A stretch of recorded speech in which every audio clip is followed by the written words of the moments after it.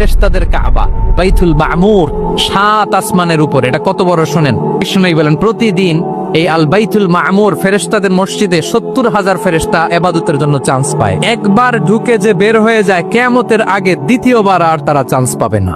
ওইটা শেষ। এরপরে সিদরাতুল মুনতাহা সীমান্ত বৃক্ষ, এটা আরো বড়। ফেরেশতাদের জ্ঞান সীমানা ওইখানেই শেষ। এর উপরে কি হয় ফেরেশতারা আর জানে না। সিদরাতুল মুনতাহার এরিয়া শেষ। এরপরে শুরু হয় আল্লাহুল মাহফুজ, কোরআনের বাড়ি। এটা মিন দুররাতিন বাইদা, সাদা ঝকঝকে ডায়মন্ড দিয়ে আল্লাহ বানাইছে। আমাদের সবার তাকদীর ভাগ্যলিপি ওইখানে লেখা। ওইটা শেষ। এরপরে শুরু হয় লা জামান লা মাকান এরিয়া। ওইখানে কোনো জামান নাই, মাকান নাই, no time no space area শুরু। ওইখানে কুরসি, যেখানে আল্লাহ পা রাখেন বা কুদরতি পা রাখেন।